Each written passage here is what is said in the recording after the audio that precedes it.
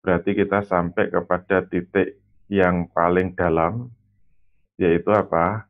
Eh, Tujuan utama dari mekanisme pasar syariah itu adalah mewujudkan keadilan pasar. Sekaligus ini menjadi koreksi terhadap kegagalan pasar bebas. Jadi apa yang diimpikan oleh Adam Smith untuk mewujudkan mekanisme pasar yang adil melalui mekanisme pasar bebas, kenapa gagal? Jawabnya karena tidak dilapisi dengan lapis-lapis hukum syariat. Jadi kalau pasar itu tidak diatur dengan 8 lapis, paling tidak 8 lapis hukum syariat, itu akan menimbulkan kegagalan pasar.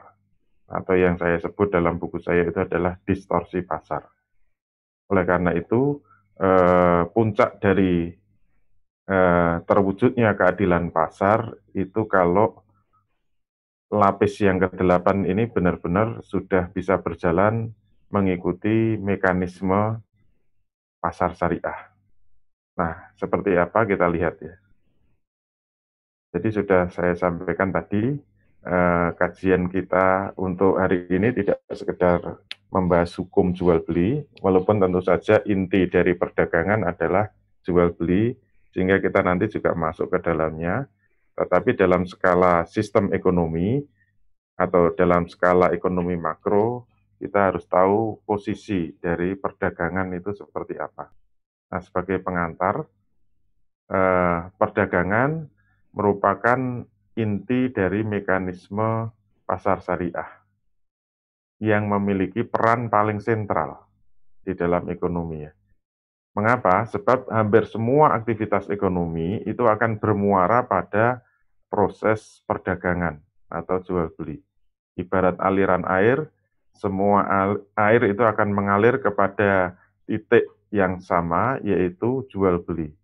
Kita bisnis apapun, kita memproduksi apapun, muaranya adalah kepada jual beli.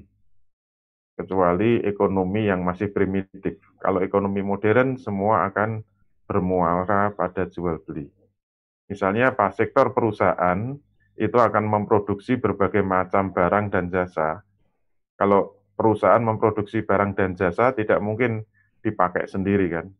Misalnya ada pabrik konveksi memproduksi baju yang sangat banyak, kan nggak mungkin dipakai oleh produsennya.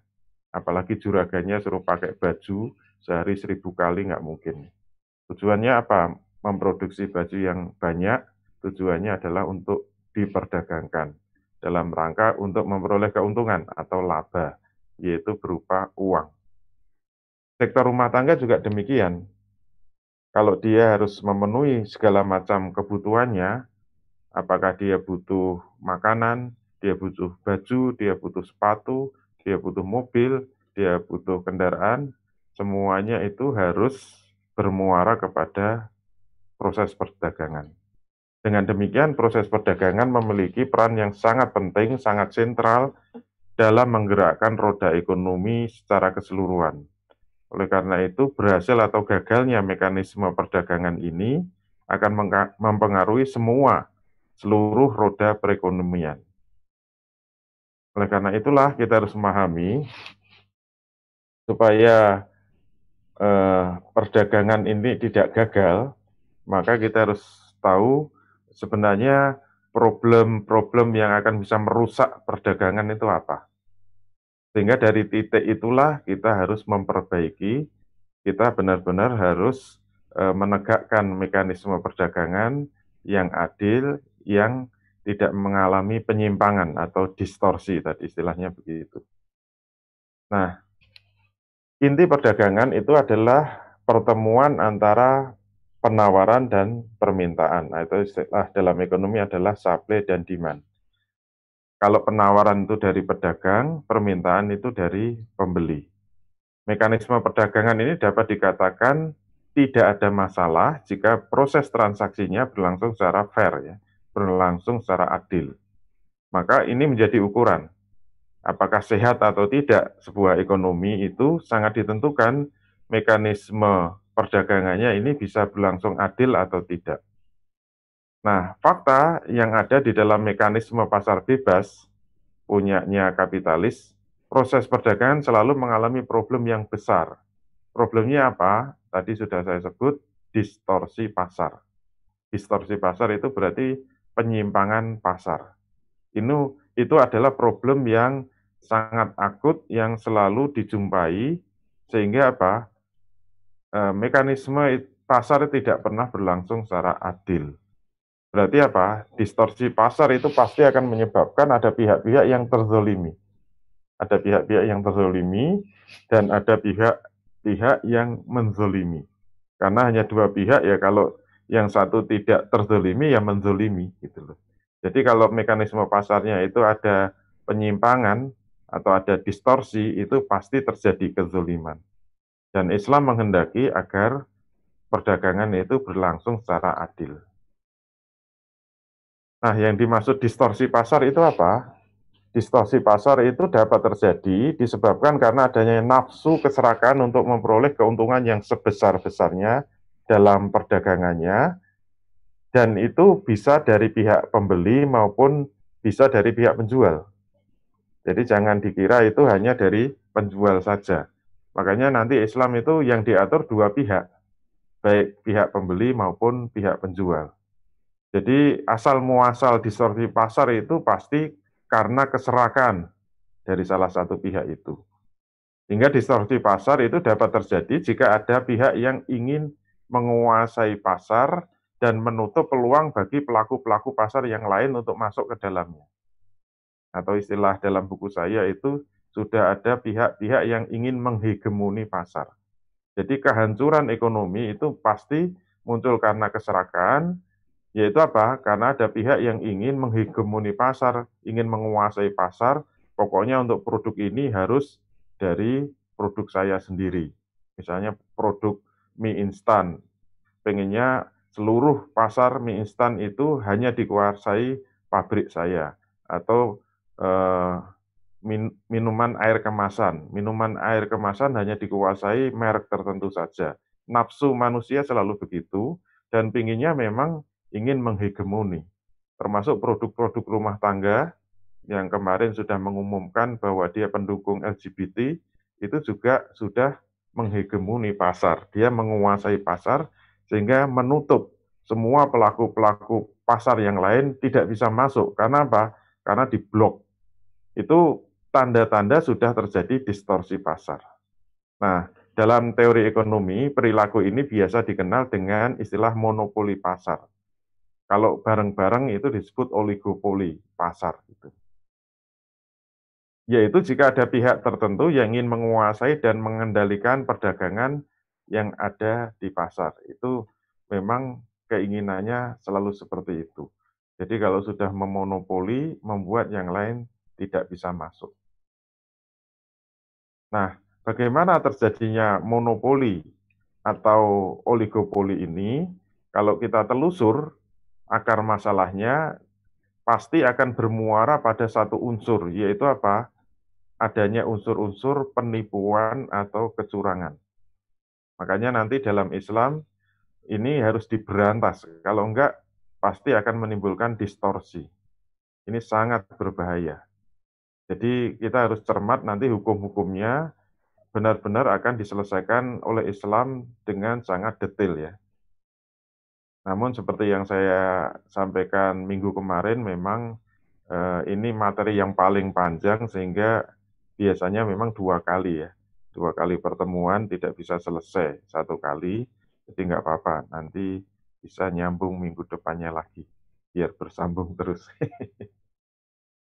Nah, terlebih lagi jika unsur penipuan dan kecurangan tersebut itu didukung dengan permodalan yang besar. Hasilnya tentu sangat mengerikan lagi, sangat membahayakan.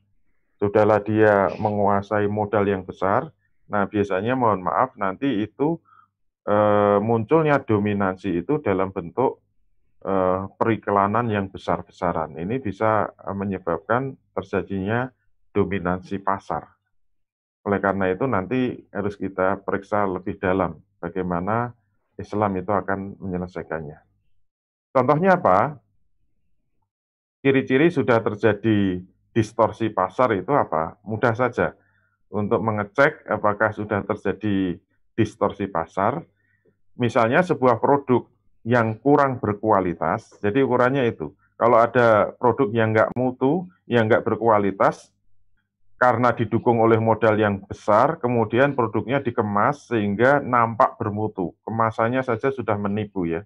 Kemudian diiklankan secara masif, secara besar-besaran di berbagai media. Dia didukung modal yang besar, padahal periklanan apalagi di TV itu kan biayanya sangat mahal itu. Hitungannya kan per detik gitu. Bukan per menit ya, per detik. Saya pernah dulu dikasih tahu tapi sudah agak lama. Nggak tahu. Mungkin sekarang sudah naik. Kalau di prime time itu di televisi itu bisa 1 detik 6 juta. Itu kalau kita punya produk, duitnya punya 6 juta kan cuma mangap saja. Sudah close. Mau jual apa. Dan itu cuma sekali saja tayangannya. Ini kalau mereka didukung dengan modal yang besar, apalagi jantungnya masih ada ya. Lapis kedua jantung kapitalisme yaitu bank dan pasar modal didukung oleh jantung itu, maka produk ini bisa mendominasi pasar. Jadi dengan harga yang tentu saja dapat didongkrak untuk memperoleh keuntungan yang besar sebanyak-banyaknya. Jadi indikatornya menjadi sangat mudah. Apa ciri-ciri pasar sudah nggak sehat? Apa ciri-ciri pasar sudah mengalami distorsi? Ukurannya dua tadi. Kalau ada barang yang tidak mutu, tidak berkualitas, dengan harga yang sangat mahal kok laku keras, ini sudah tidak sehat, sudah nggak beres. Karena hukum pasar itu seharusnya berlaku, kalau ini adil, objektif itu siapa barang yang laku keras, mestinya barang yang berkualitas bagus, harganya murah. Kalau barangnya itu sangat berkualitas, harganya murah, berarti ini pasarnya masih sehat. Karena perilaku konsumen itu mestinya perilaku yang normal itu akan mencari produk-produk yang memang sangat bermutu, sangat berkualitas dengan harga yang murah.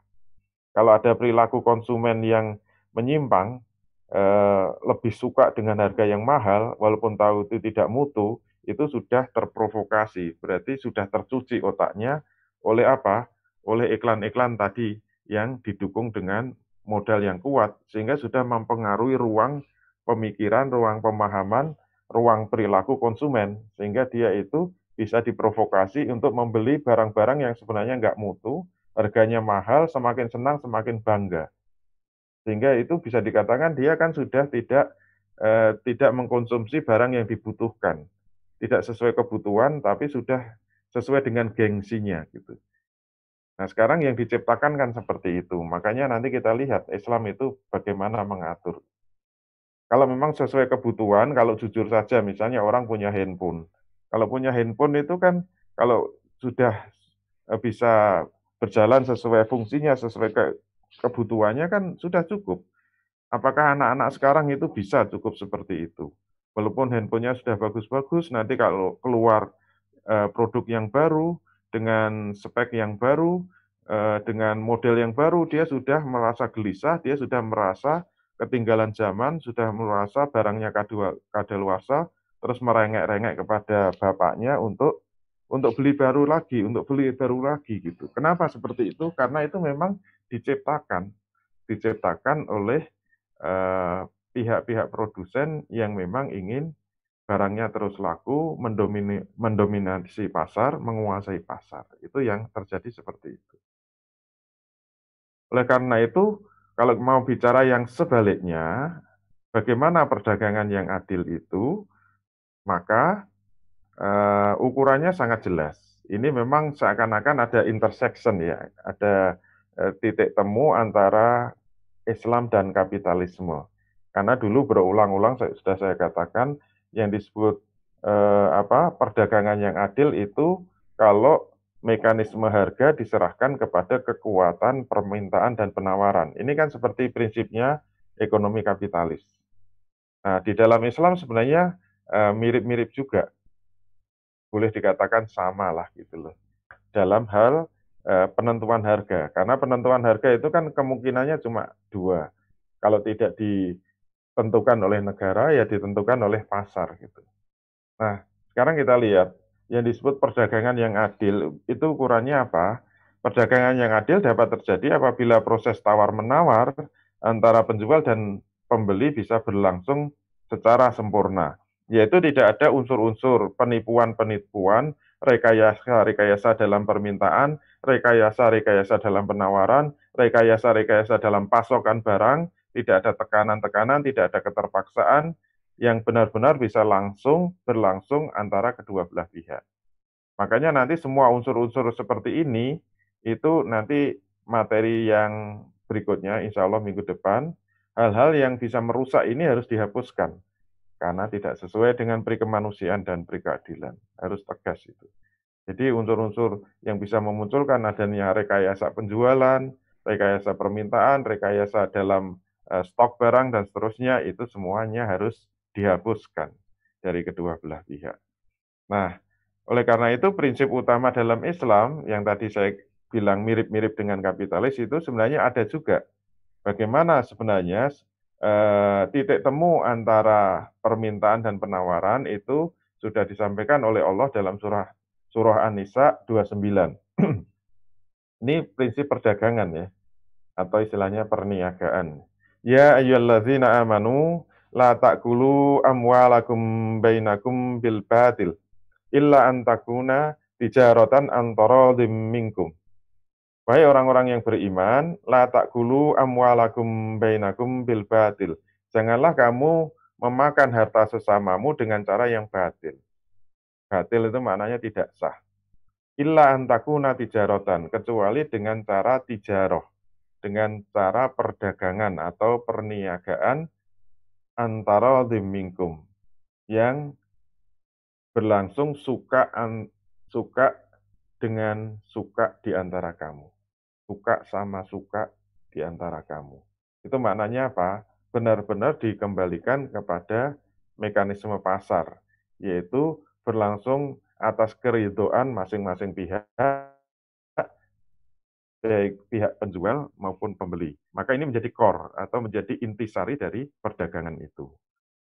Nah, oleh karena itulah agar terwujud perdagangan yang adil itu, maka Islam memberikan penataan yang sangat banyak ini. Ini walaupun lapis 8, sudah lapis inti aja aturannya masih banyak.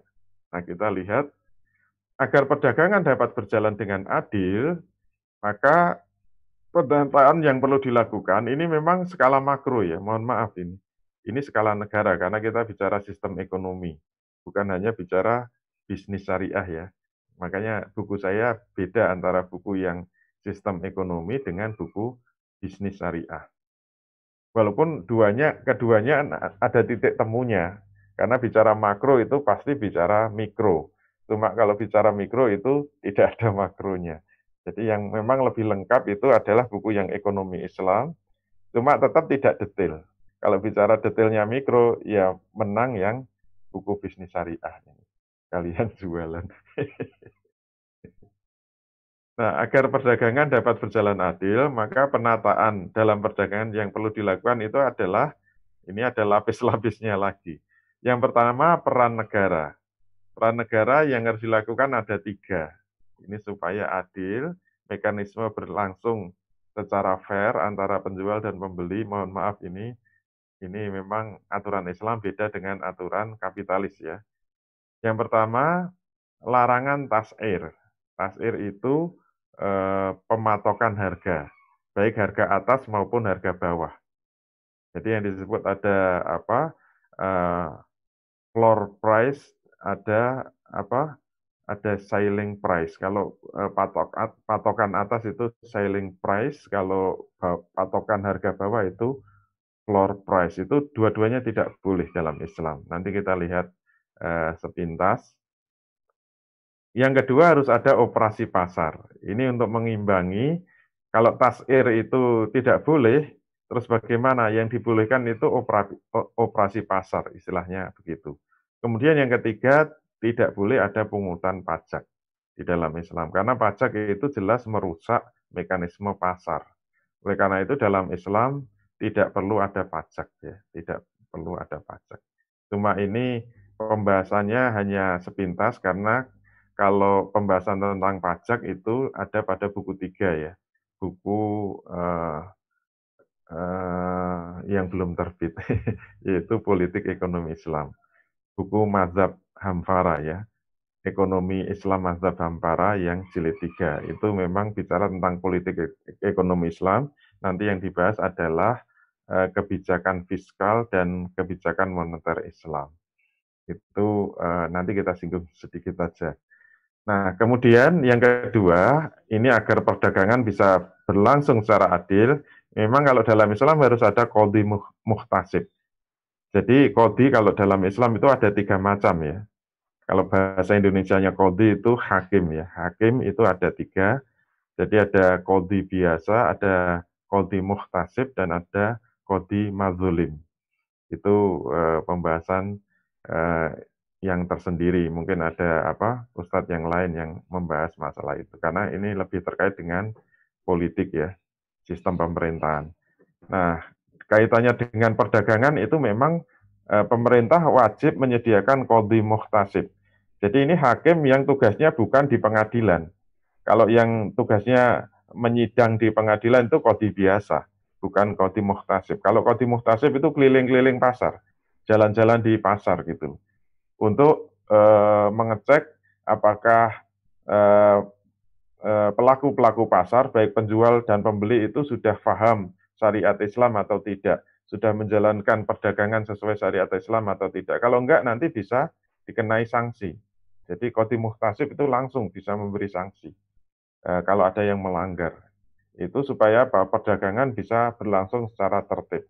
Nah, nanti yang ditertibkan itu ada 3 aspek. Yang pertama adalah mengontrol mekanisme baik penjual dan pembeli. Ini berarti dua belah pihak harus dilihat, benar nggak transaksinya. Kemudian mengontrol penjualnya, dari aspek penjualnya itu harus dicek. Misalnya timbangannya sudah benar apa enggak, ini kan aspek penjual. Kemudian mengontrol pembelinya juga, supaya apa? Mekanisme pasar bisa berlangsung secara sehat dan adil. Nah, inilah yang membuat materi hukum perdagangan ini jadi panjang. Tapi tidak usah khawatir, insya Allah kita selesaikan 2 kali pertemuan. Nah, sekarang kita lihat peran negara ya. Maksudnya ini memang peran negara nanti yang akan menjalankan itu qadhi muhtasib memang. Ini keluarnya nggak urut ya, mohon maaf.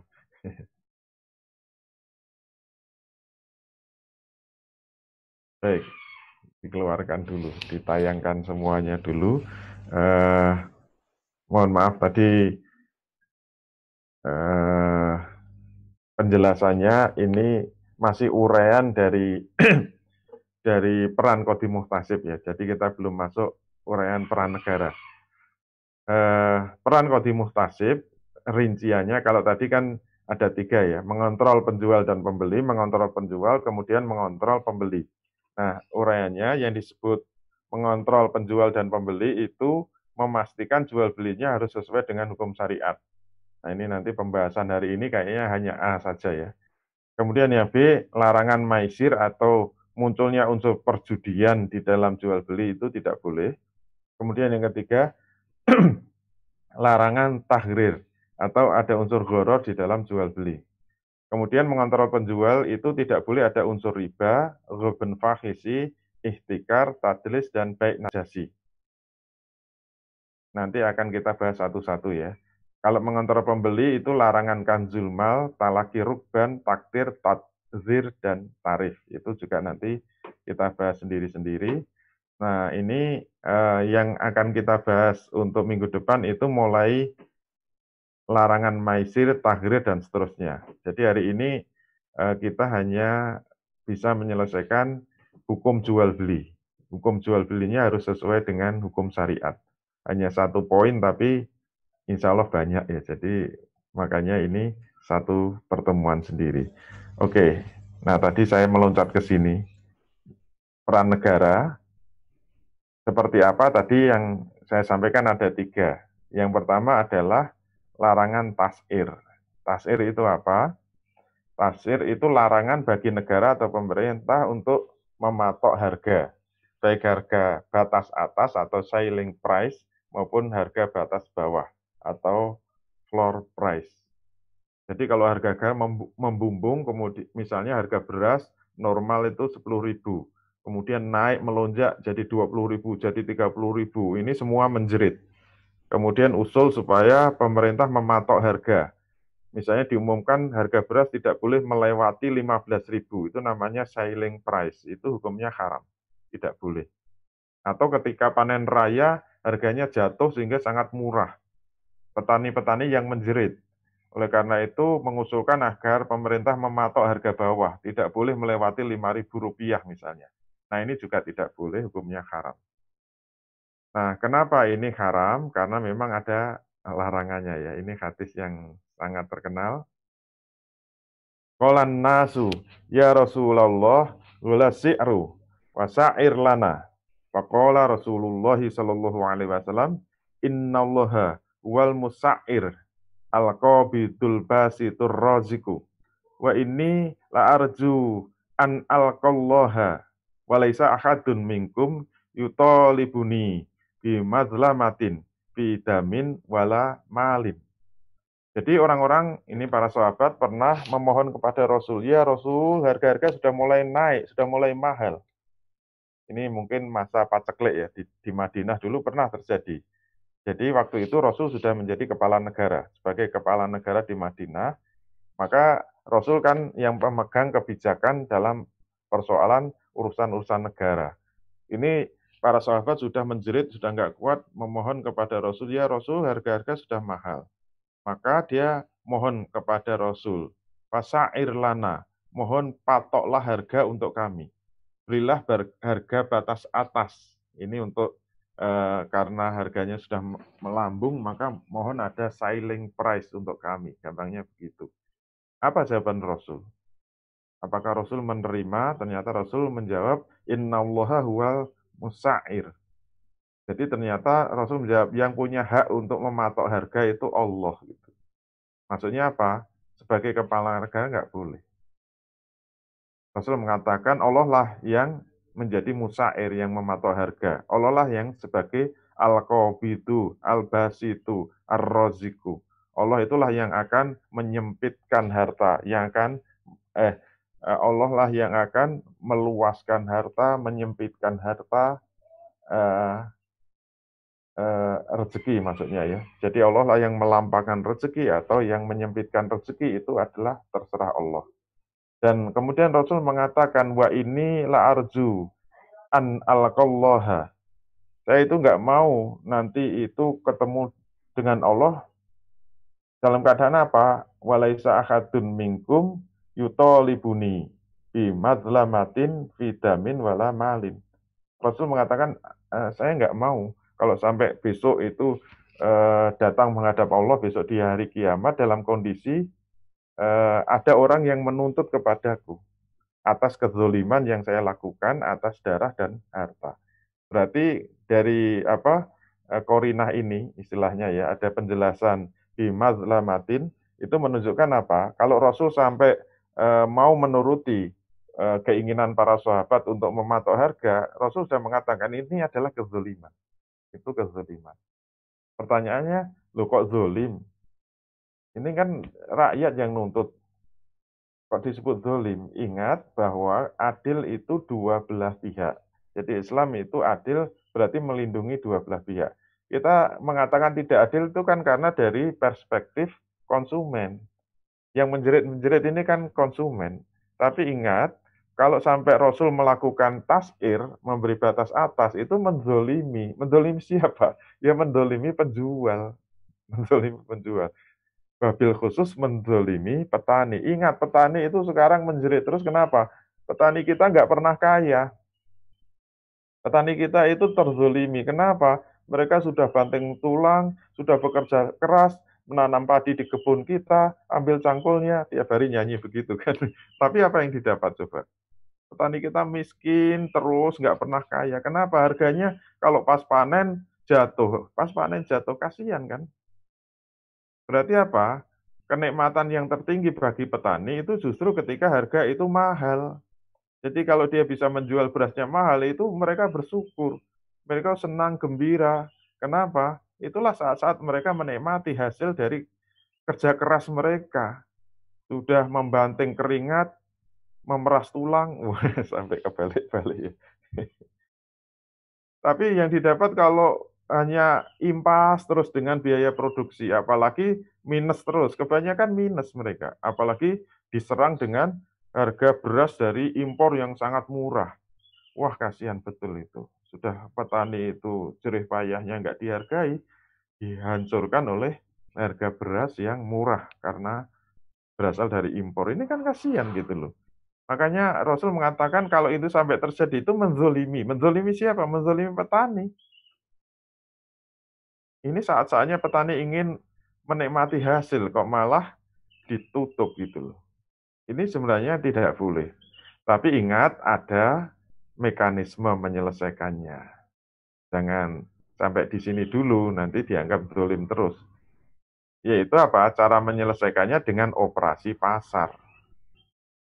Nah, siapa yang nanti bertanggung jawab untuk melakukan operasi pasar? Ada institusi eh, di dalam sistem ekonomi Islam yang disebut Baitul Mal.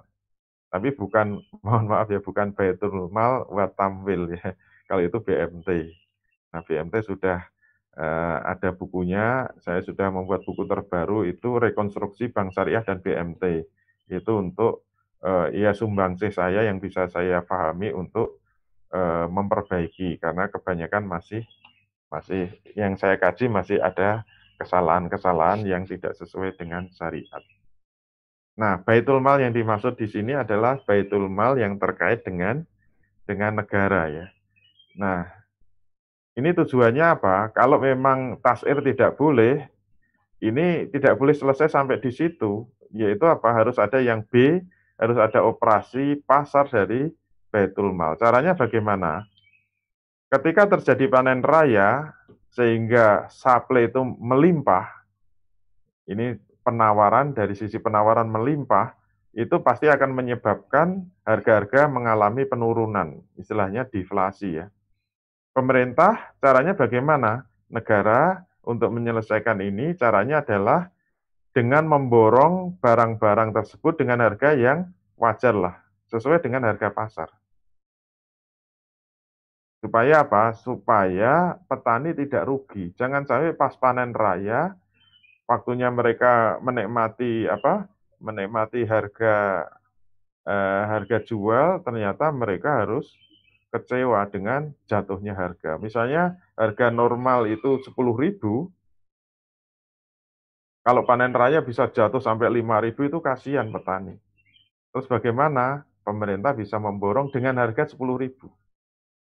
Kemudian disimpan di Baitul Mal. Supaya apa? Supply-nya itu turun. Kalau supply-nya turun kan harga bisa bergerak naik lagi. Dan itu harus disimpan untuk cadangan nanti kalau sampai ada masa paceklik. Masa mungkin musim kemarau di mana nanti barangnya itu akan berkurang, itu nanti bisa membuat apa? Harganya melambung tinggi. Oleh karena itu, ini harus dianggap sebagai kebijakan untuk mengurangi supply dari pasar sehingga harga barang tidak terlalu jatuh. Jadi mematok harga nggak boleh, tapi kalau ada peran aktif yang disebut operasi pasar itu dengan apa? Dengan memborong barang-barang sehingga supply-nya itu bisa berkurang, maka harganya akan bergerak naik sesuai hukum pasar ya. Nah, maka di sini keadilan bisa terwujud. Pihak produsen tidak terlalu dirugikan dan pihak konsumen pun masih akan dapat menikmati harga yang relatif murah. Jadi ya mungkin tidak menyentuh 10.000, mungkin 9.000 atau 8.000 masih bagus lah bagi konsumen ya. Nah sebaliknya nanti kalau kondisi itu memasuki musim paceklik, pasti akan terjadi harga-harga mengalami kenaikan, terjadi inflasi, harga melambung, maka yang perlu dilakukan pemerintah apa? Operasi pasarnya yaitu apa? Membuka persediaannya. Jadi gudang-gudang yang menyimpan beras tadi dibuka, kemudian diturunkan di pasar, sehingga apa? Harganya tidak terlalu melambung. Ya naik untuk agar petani juga bisa menikmati, tapi tidak terlalu mencekik konsumen. Jadi masih relatif tinggi dari harga pasar, sehingga tidak memberatkan konsumen, tapi juga bisa dinikmati oleh petani-petani, produsen. Nah, tujuan dari adanya operasi pasar untuk membongkar simpanan-simpanannya di gudang itu adalah untuk menambah supply. Kalau supply ditambah, diharapkan apa? Diharapkan konsumen tidak dirugikan, sehingga benar-benar kondisinya itu relatif adil dan relatif stabil. Nah, yang ketiga, supaya harga juga tidak rusak, itu pajak dibersihkan sekalian saja. Jadi banyak harga-harga yaitu menjadi harga yang tidak wajar, itu biasanya memang pajaknya berlapis-lapis gitu loh. Nah, pajak yang ada di sistem kapitalisme itu kan memang temnya itu macam-macam. Jadi ada yang disebut pajak langsung, ada yang disebut pajak tidak langsung. Oleh karena itu dalam sistem ekonomi Islam tidak perlu memungut berbagai pajak beserta turunan-turunannya, baik pajak langsung maupun pajak tidak langsung. Kalau pajak langsung itu pajak yang bebannya langsung ditanggung oleh wajib pajak. Itu contohnya macam-macam itu ya. Ada PPh, PPS, PBB, dan sebagainya. Ada juga pajak tidak langsung, yaitu pajak yang pemungutan dialihkan kepada orang lain. Ini pembahasan tentang pajak insya Allah di materi politik ekonomi Islam ya. Intinya kalau di sini yang penting jangan diambil oleh pemerintah. Walaupun dalam kondisi darurat itu pemerintah boleh mengambil pajak.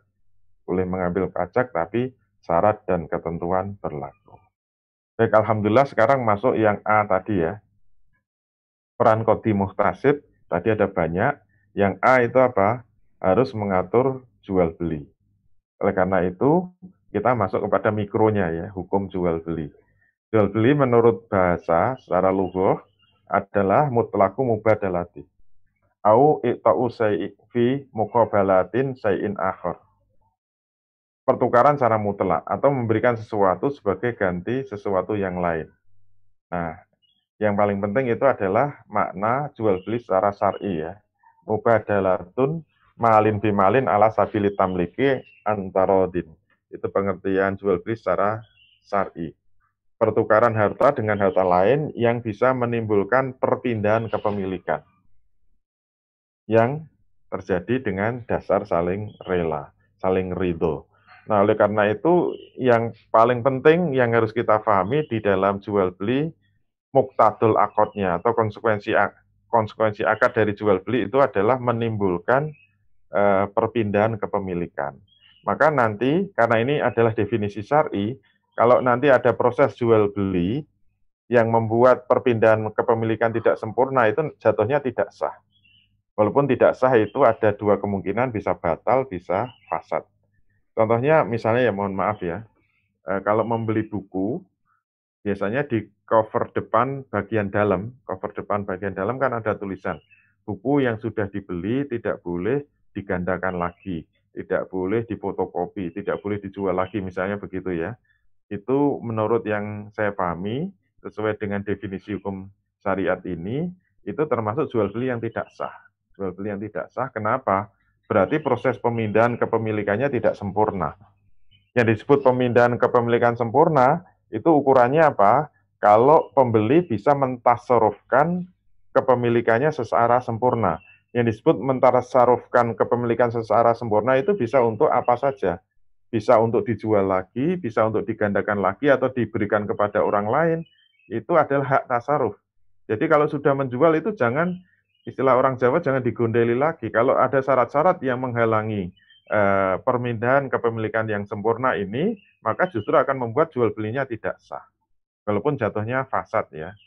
Kalau fasad itu agar sah, itu harus dihilangkan atau diabaikan. Kalau bisa dihilangkan atau diabaikan, insya Allah menjadi sah. Itu kalau fasad. Kalau batal itu memang harus diulang lagi itu akadnya.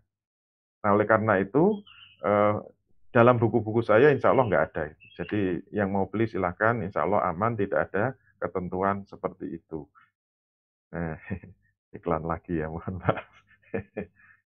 Nah, sekarang agar jual beli bisa berlangsung secara syar'i, maka tugas Qadhi Muhtasib ini nanti juga harus melakukan pembinaan ya. Kalau nanti ada pedagang yang tidak tahu rukunnya, rukun-rukun jual beli ya harus diajari gitu. Jadi Qadhi Muhtasib, kalau dalam Islam Qadhi itu harus levelnya mujtahid. Nggak boleh Qadhi itu bukan mujtahid. Mesti ya ilmunya sangat tinggi, dia seorang ulama. Kalau enggak ya enggak bisa. Kayak saya ini jelas nggak memenuhi syarat karena saya bukan mujtahid. Yang pertama, rukun jual beli itu adalah al-aqidani, dua pihak yang berakad, yaitu penjual dan pembeli. Kemudian sighot, ijab kabul, ini kebalik ya. Biasanya yang kedua itu ma'qud alaih atau makhalul akad, yaitu barang dagangan atau mabi. Kemudian baru ketiga sighot. Nah, ini nanti urutannya kita balik ya. Sebagaimana kita belajar fikih, kalau ada rukun itu akan memunculkan syarat-syarat. Maka ini kita lihat masing-masing rukun itu syaratnya apa. Nah, untuk yang pertama, yaitu syarat dari al-aqidani, dua belah pihak yang berakad itu ada tiga. Yang pertama adalah akil, berakal. Yang kedua mumayyiz. Yang ketiga mukhtar, bisa memilih. Jadi apa? Mumayyiz ini memang ya kalau sekarang ya anak SD kelas 1 ke atas ya. Harus hati-hati yang jualan di TK ya. Jualan di TK itu kalau ikut kategori ini berarti belum mumayyiz. Itu kita khawatirnya apa? Tidak sah ya jual belinya dengan anak TK itu. Kenapa? Karena belum dianggap mumayyiz berarti tidak sah. Kemudian syarat jual beli yang kedua, untuk rukun yang kedua yaitu ma'qud alaih. Ini yang banyak itu memang rukun yang kedua, objek akad. Itu ada 6 ya. 1, 2, 3, 4, 5, 6. Barangnya harus suci, dapat dimanfaatkan, milik orang yang berakad, dapat diserah terimakan, barangnya diketahui, dan barangnya harus makbud. Nah, penjelasannya ini harus kita lihat satu-satu. Penjelasan yang pertama, barangnya harus suci atau tohir, bukan najis, karena ada larangan kita menjual barang-barang yang najis. Ini kalau penggalanya Al-Maidah 90, ini fajtanibuhu la'alakum tuflihun. Hu-nya ini memang kembali kepada najis ya. Kalau lengkapnya kan ya ayyuhalladzina amanu innamal khamru wal maisiru wal angsobu wal azlamu ridsun min amalis syaiton. Fajtanibuhu la'alakum tuflihun. Jadi wahai orang-orang yang beriman, sesungguhnya khomer, kemudian berjudi, terus mengundi nasib dengan anak panah, dan berhala atau patung, itu adalah ridsun atau najis. Kemudian ada perintah, jauhilah najis itu. Fajtanibuhu la'alakum tuflihun, agar kamu mendapatkan keberuntungan. Nah, dari dalil inilah kemudian ulama mengambil kesimpulan jual beli barang najis itu tidak boleh. Itu dari Quran. Kalau dari hadis, ini hadisnya diantaranya adalah naha Rasulullah Shallallahu Alaihi Wasallam an bai'il khamri wal khinziri wal maitati wal asnami.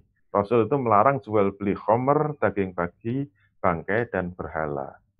Nah, ini harus hati-hati, berarti yang bisnisnya terkait dengan barang najis ini mohon harus berhenti, jangan diteruskan. Misalnya yang sepele ya, yang sepele-sepele itu jualan minyak wangi ya.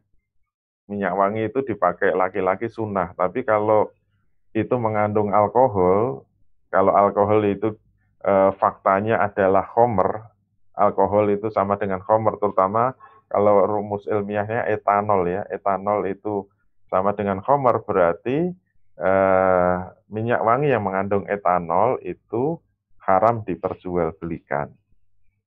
Nah, untuk petani ini yang agak repot apa? Petani-petani yang masih menggunakan pupuk kandang ya. Jadi karena pupuk kandang itu adalah barang najis, maka memperjualbelikannya juga haram hukumnya. Kecuali kalau sudah menjadi kompos. Jadi kalau dalam kitab fikih itu, kalau barang najis sudah berubah zatnya, yaitu dari unsur bau, rasa, dan warna, kalau itu sudah mengalami perubahan, maka itu disebut sudah hilang kenajisannya, maka boleh diperjualbelikan. Ini yang saya tahu seperti itu. Baik, kemudian yang kedua, barangnya itu bisa dimanfaatkan, intifa'u bihi. Yang dimaksud tentu saja bermanfaat secara syariah, intifa'an syarian. Nah, barang-barang itu harus barang-barang yang memang sah diperjualbelikan. Misalnya jual beli kambing, sapi, baju, mobil, dan sebagainya. Maka ada kaidah fikih yang mengatakan kullu ma khurrima 'alal ibadi fabai'uhu haramun. Setiap apa-apa yang diharamkan kepada hamba-hambanya, maka memperjualbelikannya hukumnya adalah haram.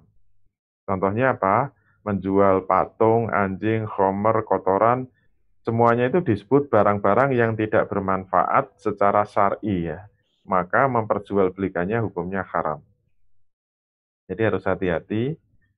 Ini yang biasanya muncul pertanyaan, jual beli kucing itu hukumnya apa? Hukumnya haram. Kenapa? Karena kucing itu haram dimakan. Maka memperjualbelikan kucing itu juga haram. Jadi di samping hewan-hewan yang diharamkan dalam Quran, dalam hadis itu juga ada tambahannya. Kalau binatang itu yang haram adalah kalau unggas itu unggas yang berkuku tajam itu haram diperjualbelikan karena haram dimakan. Misalnya apa? Misalnya burung raja wali, burung elang, termasuk burung hantu ya. Itu berkuku tajam, dia termasuk burung buas, itu tidak boleh. Selain burung hantu nanti kalau ada burung genderuwo, burung jin, burung setan kalau ada yang mungkin haram juga. Terus kalau mamalia itu yang bertaring ya. Yang bertaring itu seperti kucing tadi, kucing, anjing, harimau, eh, singa dan sebagainya itu semuanya haram dimakan, maka haram diperjualbelikan. Termasuk hati-hati patung itu juga haram ya. Haram diperjualbelikan. Jadi produk-produk tasvir ya. Tasvir itu menggambar, menggambar itu hukumnya haram ya. Maksud saya menggambar makhluk yang bernyawa itu hukumnya haram, maka memperjualbelikannya juga haram. Kalau menggambar tasvir itu ada dua macam, menggambar dua dimensi, atau kalau tiga dimensi itu mematung, itu termasuk tasvir dan itu hukumnya haram. Yang dimaksud makhluk yang bernyawa itu ada dua, yaitu manusia dan binatang. Tapi kalau tanaman itu makhluk hidup tapi tidak bernyawa, maka menggambar dan mematungnya boleh. Tetapi kalau binatang dan manusia itu tidak boleh. Tetapi dikecualikan untuk mainan anak-anak. Kalau itu mainan anak-anak masih boleh, karena ada dalil yang mengecualikan. Misalnya jual boneka itu boleh. Walaupun bonekanya kemudian dipakai mainan bapak-bapak, yaitu yang jual tidak salah. Yang penting itu dibuat untuk ditujukan untuk anak-anak. Termasuk gambar juga begitu. Kalau gambar itu untuk anak-anak itu walaupun makhluk yang bernyawa masih dibolehkan.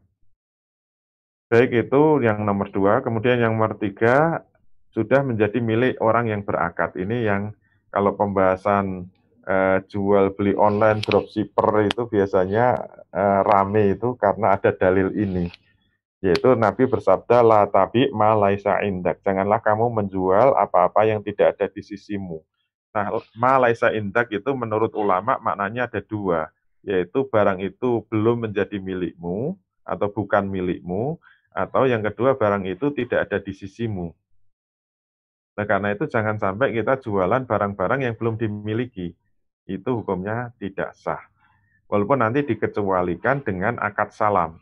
Nah, kalau akad salam itu pembahasan khusus, pembahasan tersendiri, yang itu kalau di buku membangun bisnis syariah itu ada rinciannya. Gitu. Itu yang mengecualikan dalil ini. Oleh karena itu, jangan sampai kita jualan barang-barang yang belum menjadi milik. Kemudian yang keempat adalah barangnya bisa diserah terimakan atau taslim. Nah, ini juga pakai dalil yang sama, tetapi dengan makna yang kedua tadi. La tabi ma laisa indak. Janganlah kamu menjual apa-apa yang tidak ada di sisimu. Maksudnya apa? Kamu tidak berkuasa atasnya. Kalau dalam kitab fikih contohnya menjual budak yang melarikan diri. Sekarang sudah nggak ada budak. Kalau sekarang misalnya menjual burung, walaupun burung itu sudah menjadi miliknya, tapi pas dijual terbang, itu nggak boleh dilanjutkan. Kenapa? Berarti penjualnya sudah tidak menguasai barang itu. Harus dihentikan, tidak boleh dilanjutkan transaksi jual belinya. Yang kelima, barangnya harus maklum. Nabi bersabda, la tas tarus samaka filma'i fa innahu ghororun. Janganlah kamu menjual ikan yang masih di dalam air, karena itu adalah ghoror atau uncertainty, tidak pasti. Contohnya apa? Selain menjual ikan dalam kolam yang keruh airnya, itu tidak boleh. Contoh lain itu jual beli ijon. Jual beli ijon mengandung ghoror. Kenapa? Ketika transaksi buahnya masih hijau, nanti mengambilnya setelah masak sudah matang, itu tidak boleh. Karena antara buah yang hijau dengan yang sudah matang itu eh, kemungkinan besar banyak yang rontok. Inilah unsur ghorornya itu di situ. Ada ketidakpastian, itu hukumnya haram. Ini dalilnya juga ada dari Nabi. Nabi sallallahu alaihi wasallam naha an bai'is tamri hatta yabdu solahuhu. Sesungguhnya Nabi melarang jual beli buah sampai nampak kematangannya. Jadi tidak boleh jual beli ijon. Nah, yang keenam ini yang paling berat, yaitu apa? Harus makbut, sudah dipegang oleh penjual. Ini dalil-dalilnya juga banyak, diantaranya wa kunna nastari to'ama min rubbani jizafan panahana Rasulullah sallallahu alaihi wasallam an nabi'ahu hatta nangkulahu min makanihi. Dulu kami pernah membeli makanan dari para pengendara secara borongan. Maka Rasul sallallahu alaihi wasallam melarang kami untuk menjualnya kembali sampai kami sudah memindahkan dari tempat penjual yang pertama. Jadi Rasul melarang dropshipping istilahnya kalau sekarang. Dropshipping dari penjual pertama langsung pembeli itu nggak boleh. Jadi harus makbut dulu, harus dipegang dulu oleh penjual yang kedua. Ini hukum makbut itu. Jadi nggak boleh langsung dropshipping.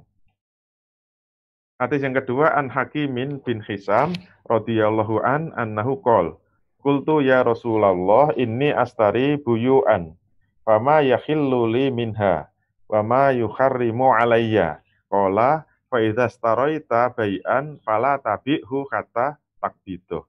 Dari Hakim bin Hisam radhiyallahu an, dia berkata, aku bertanya, wahai Rasul sallallahu alaihi wasallam, sungguhnya aku banyak melakukan jual beli.